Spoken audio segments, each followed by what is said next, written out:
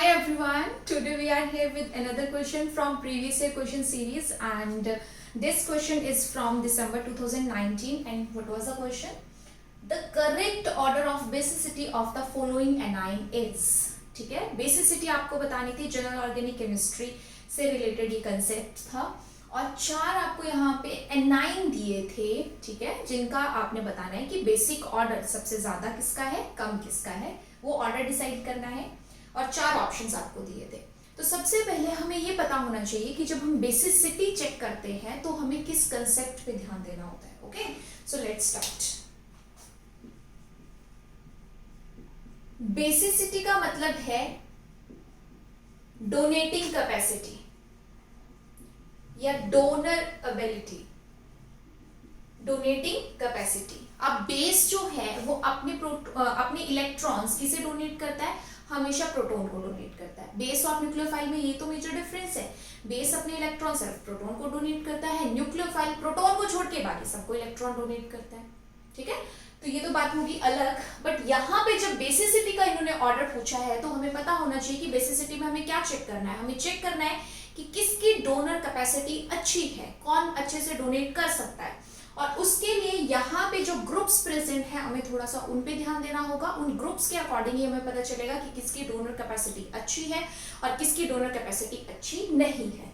तो सबसे पहले ए, बी, सी और डी में आपका फोकस जाना चाहिए नेगेटिव चार्ज पे, कि नेगेटिव चार्ज कौन से एटम पे प्रेजेंट है।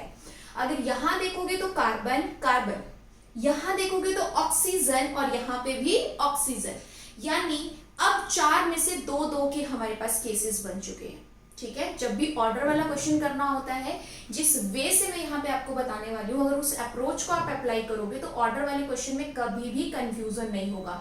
यहाँ पे आंसर दिख जाता है लेकिन वो कंफ्यूज हो जाते हैं कि कैसे उनको कंपेयर करें।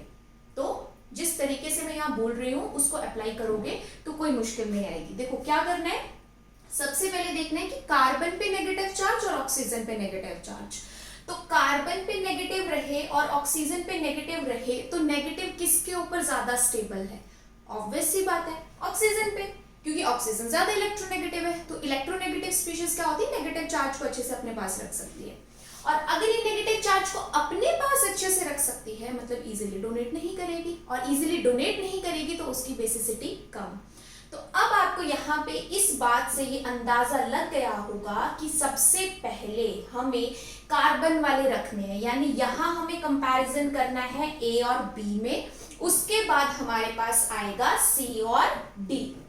ठीक है, सी और डी। तो जिन दो ऑप्शन में डी और सी को पहले लिखा है उसको आप नॉर्मली यहीं से एलिमिनेट कर सकते हो, क्योंकि यहाँ पे बेसिसिटी कार्बन वाले की ही ज्यादा होने वाली है। कार्बन लेस इलेक्ट्रोनेगेटिव है तो अपने इलेक्ट्रॉन इजीली डोनेट कर सकता है। अब क्वेश्चन आता है कि दोनों कार्बन में से कौन बेटर डोनर होगा।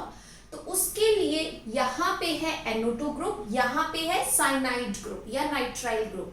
तो उसके लिए आपको पता होना चाहिए कि किसका विड्रॉइंग कैरेक्टर सबसे स्ट्रांग होता है। तो ये हो गया पहला पॉइंट। ये दूसरा पॉइंट, NO2 ग्रुप जो है वो ज्यादा स्ट्रॉन्ग विड्रॉइंग ग्रुप होता है। It is more strong electron withdrawing group than nitrile or than cyanide। तो इससे क्या पता चला? इससे पता चला कि जो हमारे पास A स्पीशीज है उसका नेगेटिव चार्ज NO2 की वजह से ज्यादा सिस्टम में ही स्टेबलाइज होगा, और अगर ज्यादा से ज्यादा सिस्टम में स्टेबलाइज होगा यानी बाहर वाले को डोनेट नहीं कर पाएगा, और बाहर वाले को डोनेट नहीं कर पाएगा तो इसकी डोनर एबिलिटी कम, इसलिए ए की डोनर एबिलिटी बी से कम रहेगी। तो थर्ड स्टेप में ये क्लैरिफाई हो गया that B will be the more basic than A, और बी की जो डोनर कैपेसिटी है वो ए से ज्यादा होगी। ठीक है, तो बी और ए का सॉर्ट आउट हो गया। तो उस हिसाब से हमारे पास यहाँ भी बी की ज्यादा दी है, यहाँ भी बी की ज्यादा दी है, बट मतलब स्टिल अभी हम आंसर नहीं ढूंढ पाए क्योंकि हमें सी और डी में देखना पड़ेगा। तो सी और डी में हमें क्या करना है, हमें देखना है अपने नेगेटिव चार्ज को। यहाँ पे अगर हम देखें तो ये नेगेटिव चार्ज यहाँ कॉन्जुगेशन में आएगा या रेजोनेंस शो करेगा तो अपना नेगेटिव चार्ज अगेन ऑक्सीजन पे दे देगा, यानी इसका नेगेटिव चार्ज रिंग के साथ डीलोकलाइजेशन में नहीं है, रिंग के साथ डीलोकलाइजेशन में नहीं है। बट अगर यहाँ नेगेटिव चार्ज की हम बात करेंगे तो इसका नेगेटिव चार्ज रिंग के साथ डीलोकलाइजेशन में है और रिंग के ऊपर तीन NO2 ग्रुप प्रेजेंट हैं। तो C और D में अगर कंपेयर किया जाए तो सबसे ज्यादा स्टेबल नेगेटिव चार्ज कौन सा होगा? C का होगा। क्यों? क्योंकि NO2 ग्रुप है, साथ के साथ डीलोकलाइजेशन जो है वो रिंग में भी हो रही है, तो इन विड्रॉइंग ग्रुप्स की वजह से, डीलोकलाइजेशन की वजह से वो नेगेटिव चार्ज तो अपने सिस्टम में स्टेबलाइज होता रहेगा, और अगर अपने सिस्टम में स्टेबलाइज हो जाएगा तो बाहर वाले को डोनेट नहीं करेगा, वो अपने ही सिस्टम में रह जाएगा।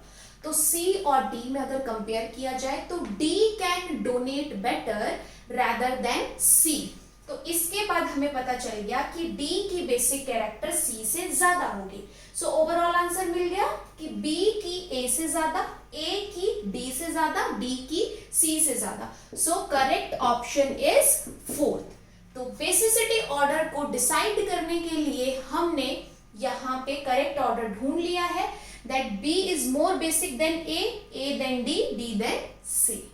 ओके, आई होप ये सारा कंसेप्ट आपको हेल्प कर रहा होगा बेसिसिटी ऑर्डर डिसाइड करने के लिए। Thank you.